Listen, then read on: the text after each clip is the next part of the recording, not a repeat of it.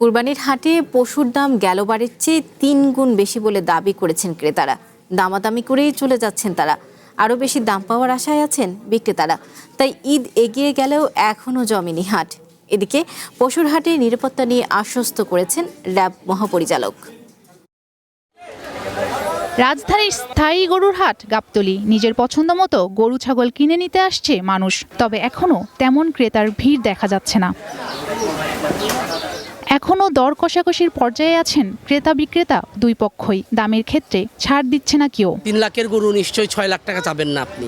সেই ক্ষেত্রে যখন চাবেন তখন আমার মতো ক্রেতা ওই গরুর পাশে দাঁড়াবে না। গতকাল যেগুলো 4 লক্ষ বলছে, আজকে সেগুলো 5 লক্ষ বলতেছে। একটু আগাইতেছে, ওরাও আগাইতে দাম দেখতেছে। হ্যাঁ, গরুর দাম যে চায় এটা মধ্যে তার গরু বিক্রি করতে পারবে না। টাঙ্গাইল কিংবা নোয়াখালী থেকে ব্যবসায়ীরা গরু নিয়ে আসলেও একটি গরুও এখন পর্যন্ত বিক্রি করতে পারেননি অনেকেই। গরুর সাথে ছাগলও কিনবেন অনেকেই, তবে সেই হাটও এখনো জমে ওঠেনি। 4-5 দিন বাকি আছে, কাস্টমার 2-1-এর ভিতরে নামলে একটু দাম বাড়বে। এখন আবার দাম কম। 25টা গরু একটাও থাকবে না।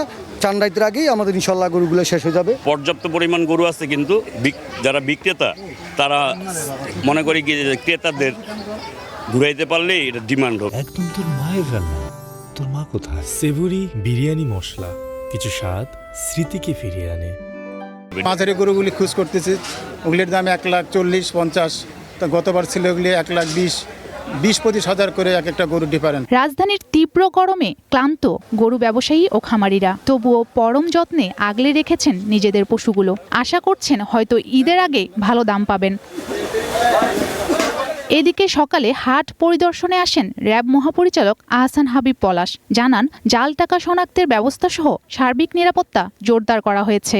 ক্রেতাদের ভোগান্তি রোধে কন্ট্রোল রুম এবং ওয়াচ টাওয়ার স্থাপন করা হয়েছে। জাল টাকা প্রতিরোধ এবং শনাক্তে প্রয়োজনীয় সরঞ্জাম প্রস্তুত রাখা সহ জাল টাকা উৎপাদনকারীদের বিরুদ্ধে অভিযান অব্যাহত রয়েছে। ঈদের আগে বাকি দিনগুলোতে সবাই দরদামের মাধ্যমে কুরবানির জন্য পশু কেনাবেচা করতে পারবেন, এমনটি ভাবছেন ক্রেতা বিক্রেতারা।